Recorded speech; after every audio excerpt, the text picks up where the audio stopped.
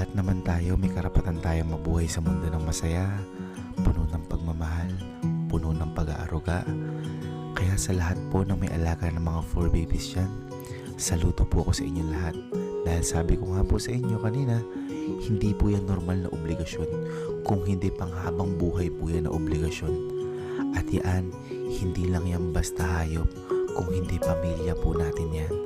Kaya maraming salamat po sa pagmamahal na ibinibigay niyo po sa mga 4 babies natin.